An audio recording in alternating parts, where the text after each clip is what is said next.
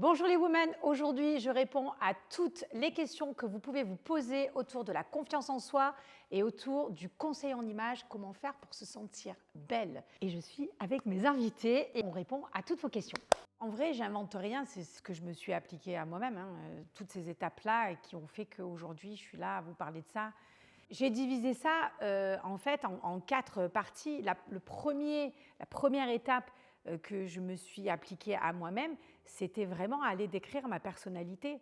Personnellement, qu'est-ce que je suis? Quel est mon savoir-être? Quelles sont mes croyances? Quelles sont mes valeurs, mon état d'esprit? Quelle personnalité je suis moi face à moi-même et quelle personne je suis avec les autres? Tu veux dire quoi par savoir-être? Mon savoir-être va être de mettre en exergue, mettre en relief mes qualités relationnelles, humaines et personnelles. Je suis empathique, etc. Ce genre de choses-là, mais aller chercher profondément ce que c'est. C'est un peu écrire ta carte d'identité intérieure, quoi.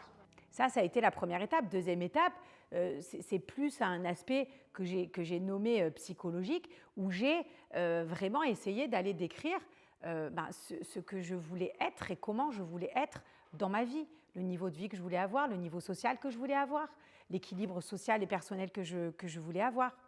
Et du coup, il y a des choses que tu as changées, toi, à ce moment-là? Non, je n'ai pas changé. Je suis partie d'une base de départ de ce que j'avais. Pourquoi changer? La confiance en soi, c'est pas changer, c'est se révéler. J'ai pas changé, je suis juste partie à la découverte de moi-même.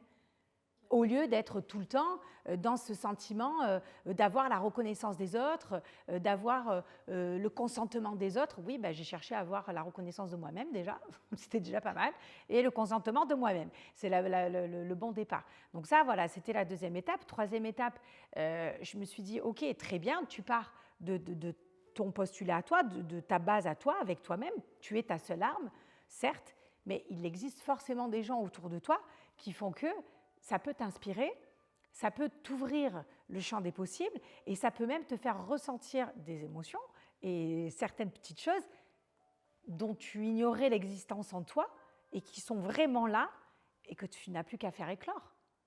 Donc le côté inspirationnel, il est hyper important aussi au niveau de mon entourage et au niveau un petit peu plus large. Il y a à boire et à manger, il y a à prendre et à laisser, on est d'accord. Mais ça fait aussi partie de la construction, pour moi, d'un être humain, d'un individu. Et le dernier point qui, pour moi, ne peut pas exister sans le reste, je me suis occupée extérieurement aussi de ce que j'étais.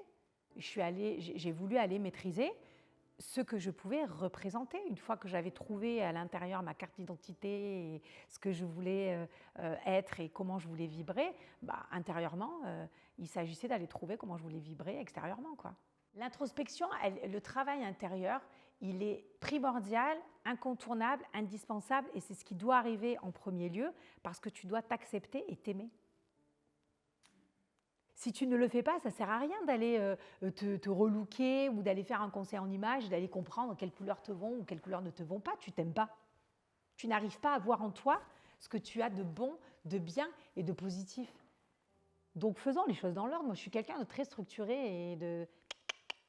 Voilà, les automatismes, ils sont là. Non, mais il y a un vrai sens. En vrai, faisons les choses avec sens et signification.